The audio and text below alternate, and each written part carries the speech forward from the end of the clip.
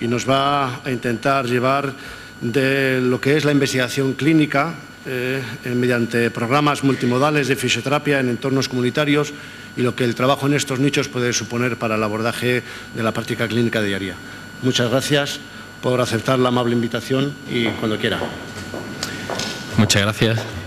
Bueno, buenas tardes. En primer lugar, quería felicitar a la organización y por la primera congreso de investigación en fisioterapia, que está siendo todo un éxito, que estamos disfrutando mucho y espero que sigamos disfrutando lo que restan de jornadas. Y agradecer sobre todo a los presentes, ¿no? Pues porque se nos hace cada vez más difícil juntarnos con tantas caras conocidas, tantos compañeros, tantos amigos, especialmente a aquellas personas que han pensado que teníamos aquí algo que decir, ¿no? Entonces, como el título de la ponencia, el diagnóstico en fisioterapia de laboratorio de la clínica, he intentado hacer algo relativamente esquematizado, traerme 4 ejemplos literales de los experimentos que estamos montando en el laboratorio y que van directamente pensados para que tengan su rápida transferencia a la clínica, ¿no? En la presentación voy a intentar hacer 3 apartados. Un primer apartado para comentar el concepto de investigación translacional y cómo estamos intentando llevarlo a la fisioterapia como un concepto de investigación que no quede tan lejos los grupos de investigación básica o aplicada, que muchas veces nos parece ciencia ficción, de la práctica clínica diaria, pues que también los ensayos clínicos tan magníficos que se ven publicados por ahí, pues son verdaderamente complejos de llevar a cabo y nunca llegamos a tener esos grandes niveles de evidencia con grandes ensayos clínicos que demuestren lo efectivo que son muchos los tratamientos que vemos en el día a día en la consulta, ¿no? Tenemos una segunda parte más orientada al estado del arte, un pequeño repaso de aquellos sistemas. Me voy a centrar sobre todo en los sistemas de movimiento humano que entran dentro del sistema de la función, el sistema de la función dentro del sistema del diagnóstico como clasificación internacional de la función, en ese enfoque biopsicosocial que ya se repasó ayer de mañana. Y luego contaremos 4 ejemplos de los 4 últimos experimentos que tenemos en cocina y que estamos ahora mismo pues trabajándolos y que son temas que especialmente a mí me apasionan y espero no ser muy denso con ese tema. Bien, pues la perspectiva actual en fisioterapia, pues como se ha hablado a lo largo de estas jornadas, pues sí que requiere ofrecer puentes, ¿no? Desde la medicina basada en la evidencia o el concepto más cercano de fisioterapia basada en la evidencia, donde de alguna forma se estratifica, ¿no? Ahí el ejemplo un poco de la pirámide, se estratifican los distintos niveles de pruebas, es decir, qué pruebas tenemos verdaderamente para,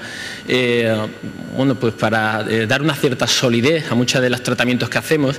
Y con esto quiero echar también una lanza, que es muy criticado el concepto de medicina basada en la evidencia, porque verdaderamente hay muchos tratamientos que no tenemos pruebas sólidas y eso no quiere decir en ningún momento que no sean lo suficientemente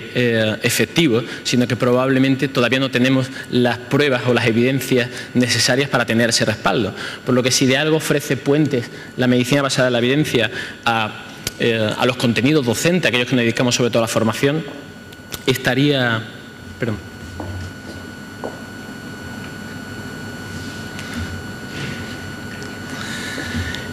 El peso que da la medicina basada en la evidencia tal vez sea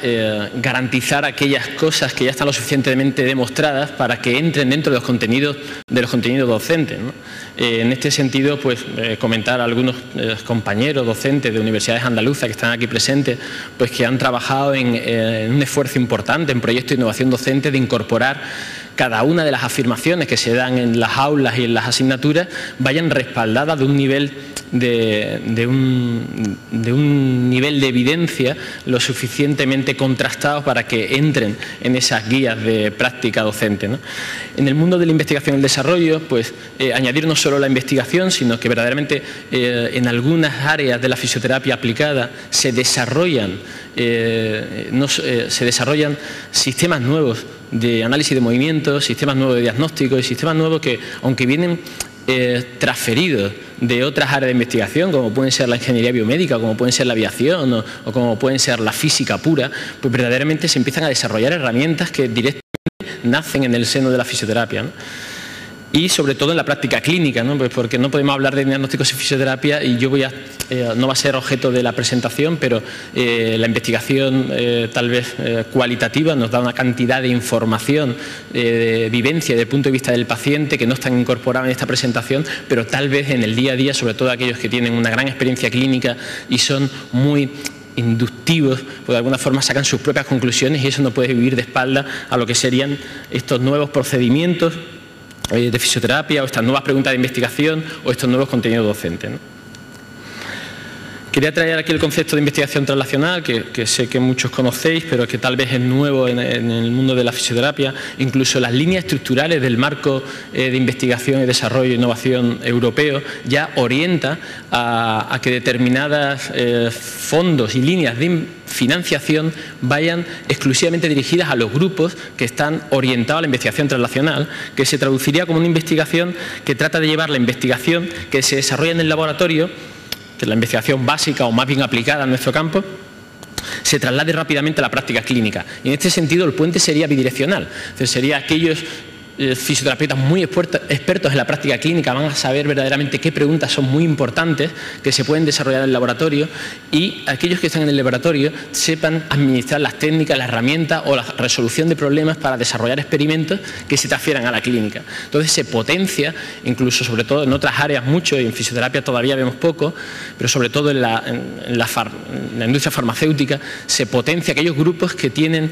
nodos tanto básicos como clínicos para trabajar de forma conjunta, porque parece que son tan súper especializados que verdaderamente no tienen, se está primando el que se sumen este tipo de grupos, ¿no? Concretamente en nuestro caso no estamos muy orientados, y tal vez va a estar sesgada la presentación de ese tipo, muy orientados a la disfunción y a la función musculoesquelética, tanto básica como clínica, que es un poco nuestra línea de trabajo, donde se intenta analizar y estudiar la función para interpretar mejor la disfunción y también la disfunción del sistema musculoesquelético, integrando los conocimientos de biomecánica, los conocimientos de fisiología, para que haya una rápida transferencia a la práctica clínica en fisioterapia. Nuestro grupo es investigación translacional en fisioterapia, está enmarcado dentro del grupo del Plan Andaluz de Investigación de Ciencia y Tecnología Sanitaria 631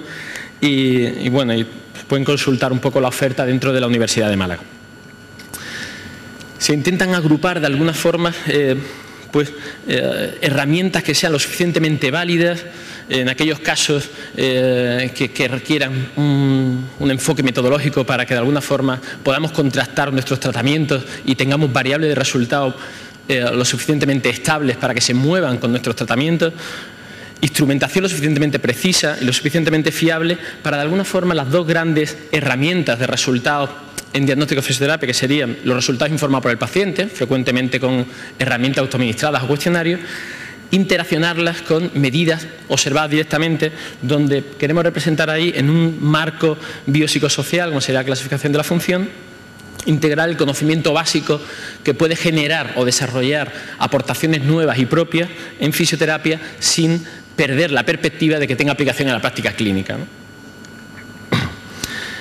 Básicamente, la evolución de los registros en fisioterapia tal vez sea una forma de ilustrar esta progresión que hemos vivido en los últimos años, donde pasamos de tomar registros en papel a tomar los registros en la computadora, ¿no? Y con sistemas ya pues tanto de recogida pasiva de datos, como pueden ser software,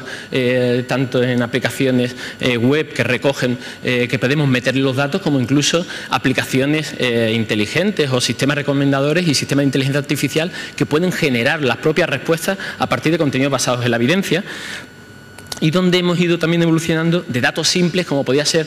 medir el rango de movimiento en un plano, o con el rango de movimiento utilizando un goniómetro en un plano, hasta utilizar series temporales, que ahora veremos algunos ejemplos, donde las frecuencias de muestreo, es decir, el número de datos por segundo o por milisegundo que tenemos, son enormes y el nivel de precisión se nos escapa muchas veces al propio procesamiento de los datos, ¿no? Entonces ha ido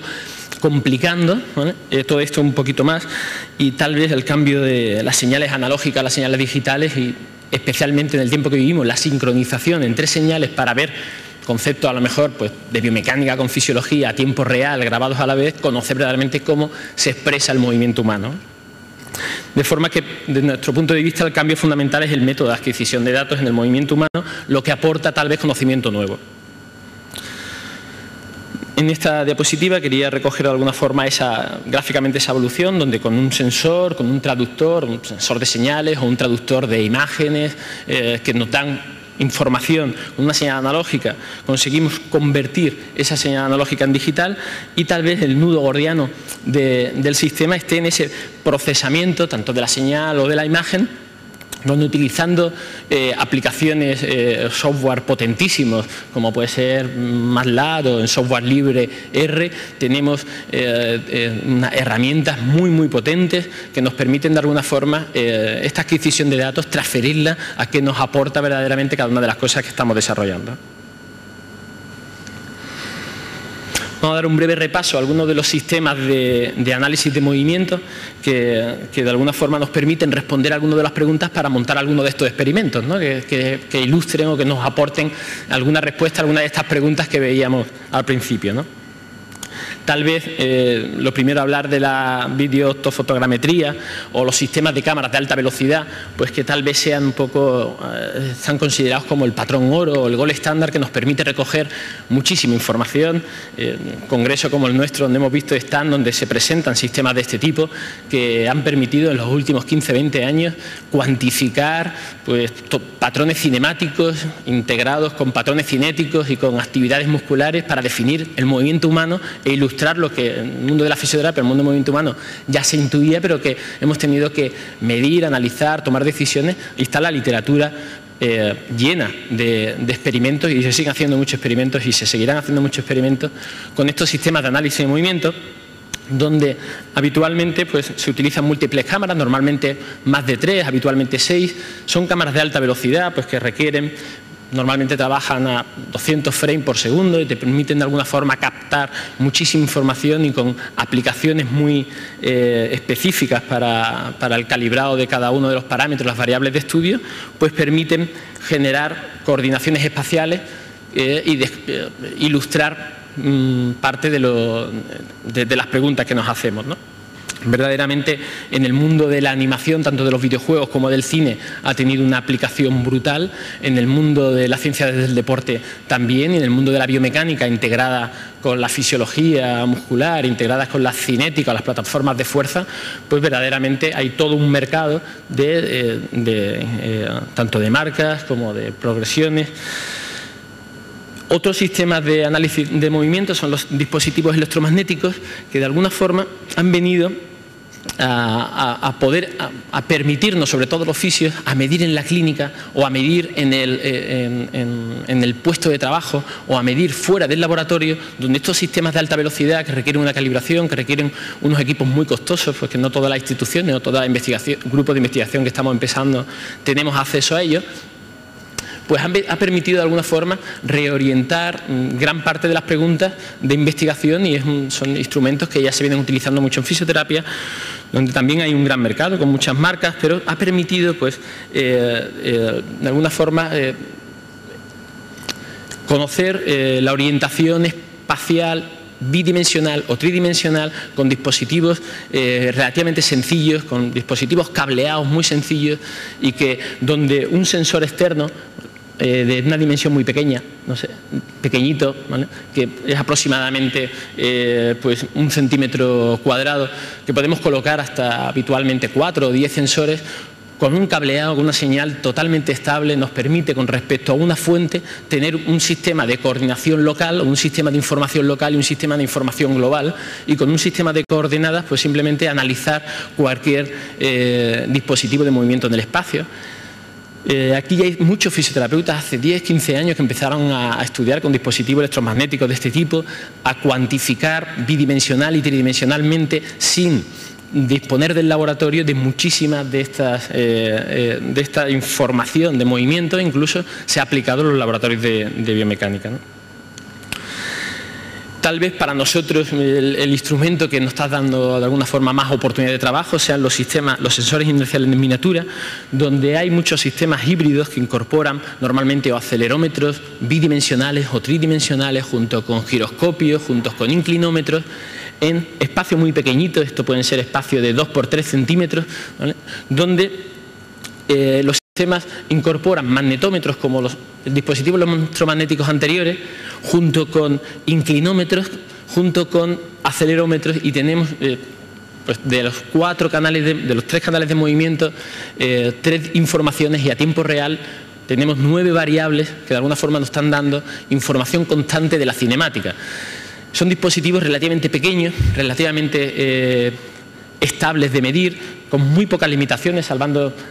los campos magnéticos que puedan interferir en aquellos que incorporan magnetómetros. Y de alguna forma, para nosotros, quería contar algunas de las experiencias que estamos teniendo con estos dispositivos, porque creo que abre un gran campo de la fisioterapia, porque son dispositivos pequeñitos que de forma autónoma, con una pequeña batería de 9 voltios, pues se puede llevar uno a la clínica, a la consulta, y es relativamente sencillo. Aquí os quería presentar pues, una revisión sistemática que ha sido publicada en Physical Therapy Review, donde de alguna forma hemos intentado, perdonar que ahí se ha descuadrado un poquito las variables, pero hemos intentado revisar todos aquellos estudios donde, utilizando dispositivos considerados gold estándar o considerados de la videostometría como alta velocidad, comparado con sensores inerciales, ha demostrado tener una suficiente fiabilidad en los distintos planos del espacio, que ahí aparecen representados como yaw, pitch y roll, que sería X y Z. Y para tener una visión general del estado del arte, en qué movimientos y en qué tareas funcionales ha sido ya de alguna forma validado o estudiada su estabilidad de la medida sin tener que pasar a repetir los estudios de cinemáticos de alta velocidad. Esto nos ha permitido de alguna forma, tras revisar todo el estado del arte, ver el enorme potencial que tiene de transferir fuera del laboratorio, ¿vale?, y sobre todo en la práctica clínica, pues valoración del movimiento con todas las preguntas que los fisioterapeutas muchas veces no hemos medido unidimensionalmente o hemos registrado pues con datos cuantitativos pues que tenían una variabilidad de medida bastante alta, ¿no? Aquí os traigo algunas de las experiencias con sensores inerciales, donde, bueno, esto es uno de los experimentos donde, colocando un sensor inercial, que ahí se ve la pila de 9 voltios, colocado sobre un modelo anatómico en la cabeza, pues intentamos hacer un estudio para ver la cinemática, es decir, las series temporales. Ahí aparecen en los 3 ejes, en X y Z, la distinta aceleración angular expresada en grados por segundo, la aceleración angular de las distintas manipulaciones de alta velocidad que habitualmente utilizamos los fisioterapeutas para nuestro tratamiento, ver hasta qué punto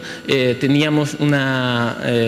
fiabilidad entre terapeutas o entre terapeutas con sentidos y mano dominante para explorar la fiabilidad de dispositivos tan precisos desde el punto de vista de la medida, hasta qué punto podíamos implicarlos dentro de la metodología de la concordancia, la estabilidad de la medida, para que fueran utilizados como variables de resultado en proyectos tanto de investigación sobre eficacia como de docencia para la enseñanza de las técnicas, ¿no? En estos experimentos, contaros también, pues,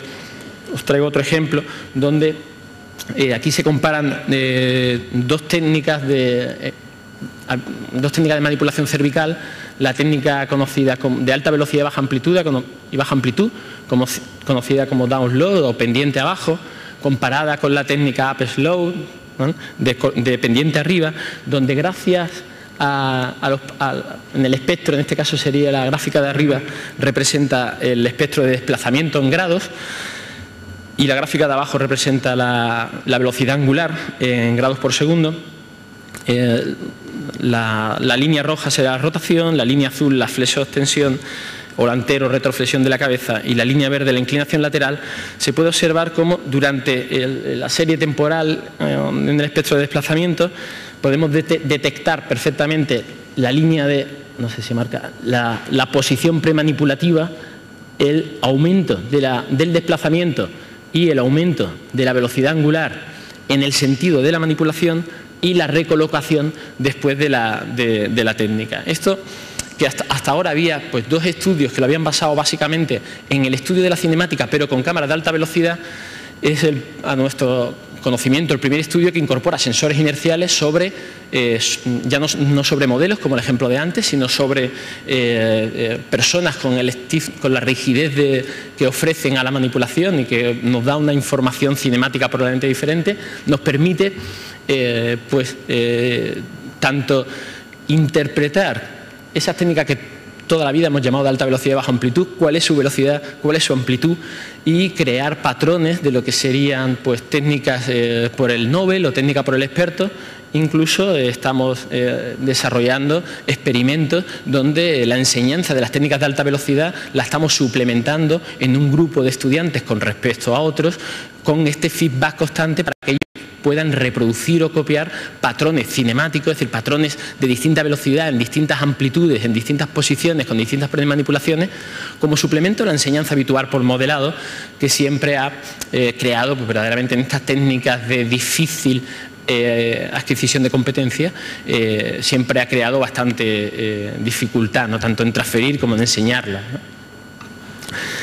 Aquí la comparábamos con la técnica de Apple-Flow, donde a diferencia de la anterior, la Apple-Flow tiene un componente de rotación, ¿vale? Un componente de rotación, lo veis ahí con la línea roja, un componente de rotación muy alto, ¿vale? Y el gráfico de abajo representa pues, las diferencias significativas que se encuentran en la velocidad angular, en la aceleración, en la velocidad angular de grados por segundo, donde la técnica de Apple-Flow pues, tiene un componente de rotación muy alto frente a la de Doppler, que tiene un componente de inclinación, un componente equilibrado entre la inclinación y la rotación. Esto es algo que en la práctica clínica pues,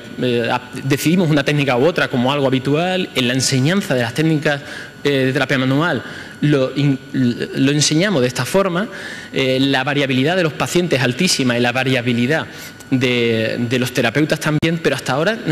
no teníamos cuantificado a qué velocidad y qué componente, qué grado de rotación y de inclinación había en cada una de las técnicas y cómo se pueden diferenciar perfectamente distintas técnicas analizando patrones cinemáticos de este tipo, ¿no? Otro ejemplo de aplicación de sensores inerciales, estos sistemas híbridos de acelerómetros tridimensionales,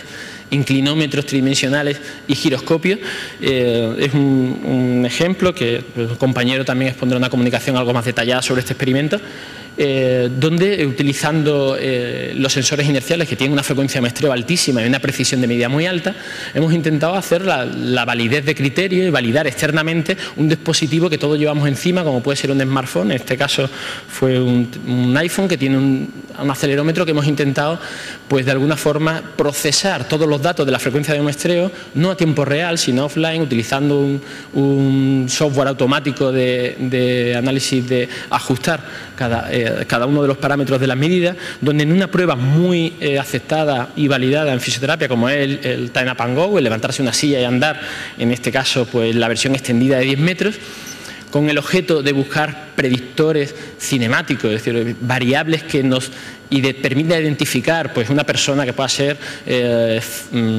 frágil o que tengamos que trabajar más en una fase de una tarea funcional que en otra, nuestra intervención de fisioterapia, como puede ser el gesto de levantarse de la silla, el gesto de acelerar, el gesto de girar o el gesto de mantener el caminar,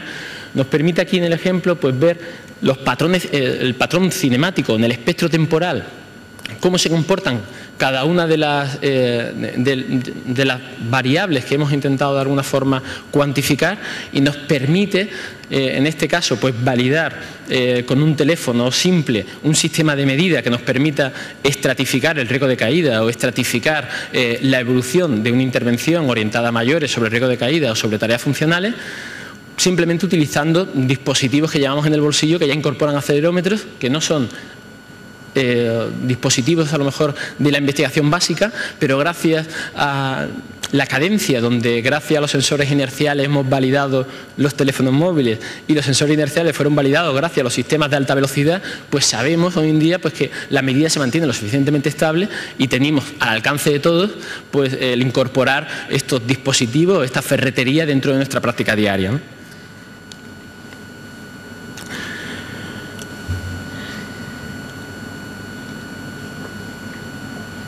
Otro ejemplo de otro experimento es donde integrando el procesamiento de imágenes, en este caso utilizando una sonda de ecografía junto con dispositivos electromagnéticos, aquellos que vimos al principio, no los sensores inerciales, sino los que van con cableado, fusionando, aquí se ve en la foto, no se aprecia del todo bien, pero la foto se ve el sensor del dispositivo electromagnético dentro de una pieza de madera, va sujeto al traductor, a la sonda del ecógrafo, y la información que ofrece el dispositivo electromagnético de movimiento, en este caso son pues en un estudio con vértebras de cadáver humano, pues conseguimos registrar el desplazamiento, en este caso intersegmentario, es decir, la movilidad entre las apófisis espinosas durante un movimiento de anteroflexión. Aquí se intentó, en este experimento, pues, desarrollar un nuevo sistema de rastreo de movimiento, donde, como todos los sistemas hasta ahora habían sido validados a través de la piel, y sabemos que la piel tiene un error pues, del propio deslizamiento de la piel, de todos los tejidos blandos, por muy preciso que fueran los dispositivos que colocábamos en la piel, ya sean sensores inerciales o ya sean sistema electromagnético de este tipo, hay un error en la medida por no tener la piel. Intentamos ir un poquito más allá, registrar con las sondas ecográficas el rastreo del movimiento del hueso, de la cortical del hueso, ¿vale? y con un análisis de transformación del sistema de coordenadas, donde con un sistema local, que es aquel que nos da la información del sensor que va pegado a la sonda del ecógrafo, con una fuente de referencia, que aquí se ve la fuente de referencia, es el sistema de coordinación global, es decir, lo que será nuestro GPS, ¿no? Pues sabemos verdaderamente con una precisión nanométrica el movimiento que ha habido durante el movimiento de antero y retroflexión intersegmentario en las vértebras in vitro. Esto es un sistema de calibración, ¿vale? Es solo calibrar el sistema de medida, donde el procesamiento, una vez más, de las imágenes es lo que nos permite verdaderamente tener una precisión lo más alta posible, ¿no? Siempre, como sabéis, por muy bien que intentemos hacer las cosas válidas, fiables, siempre hay el valor obtenido siempre es una suma del valor real más el error. Intentamos que el error sea lo más pequeño, pero siempre es una aproximación. Pues en la imagen intentamos, utilizando, pues en este caso, algoritmos complejos, donde hacemos correlaciones de píxeles de imágenes, y utilizando software complejo de matrices con el programa MATLAB concretamente, pues estos algoritmos nos permiten rastrear pues píxeles dentro de la trama ósea de la cortical, ¿eh? Y ese movimiento representado por las apófisis transversas se suma al movimiento del dispositivo de sistema local con respecto al sistema global, de forma que conseguimos un rastreo de movimiento entre las dos vértebras sin necesidad de, como hasta ahora había un único estudio en militares americanos con aguja de Kirchner sobre la apófisis espinosa, que verdaderamente en sujetos vivos había medido el movimiento intersegmentario. Es el primer estudio en nuestro conocimiento que mide de forma relativamente estable, con un error pequeño, pues aquí aparecen los grados de correlación en medidas repetidas, ¿vale? Con un valor, con movimientos entre los más o menos 15 grados de y retroflexión intersegmentaria en L4, L5, nos dio lo suficientemente fiable la metodología como para llevarla a hacerla en sujetos vivos, donde aquí representamos en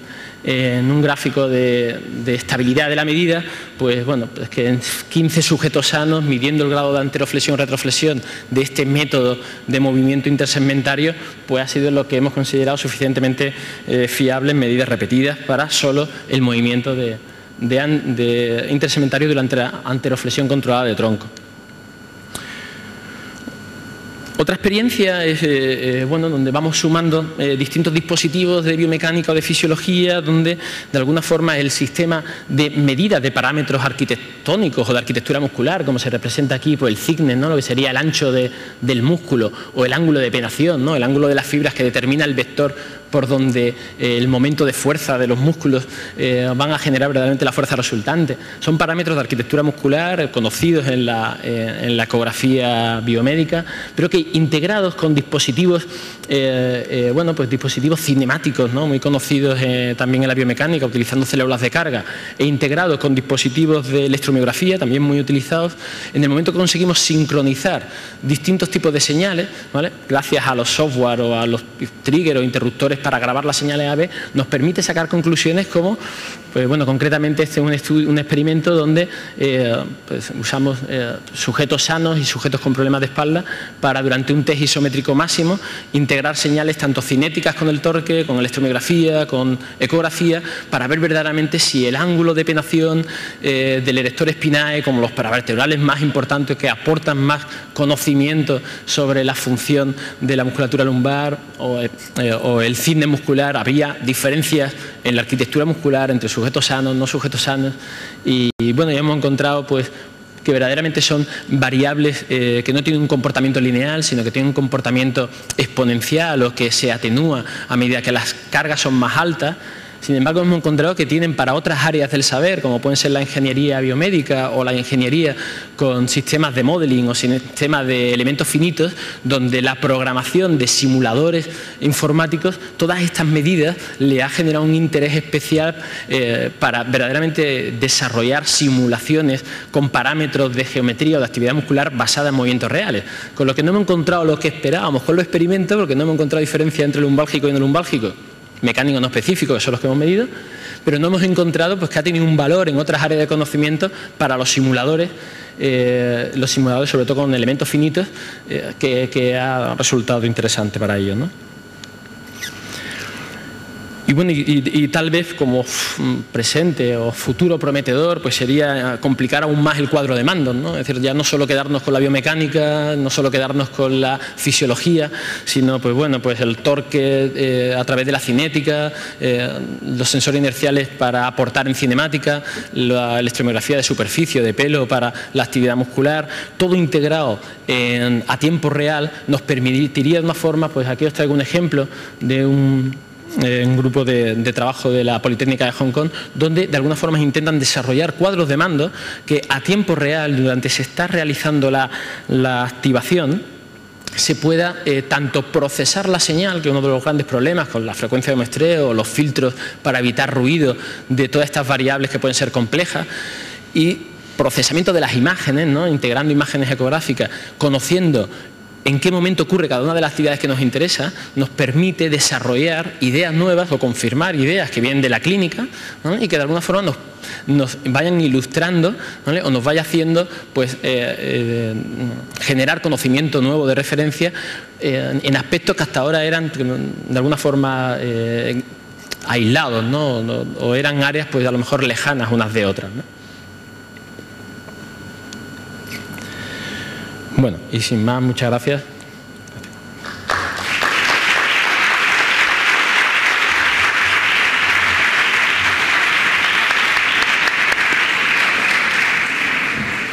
Muchísimas gracias, profesor Cuesta Vargas.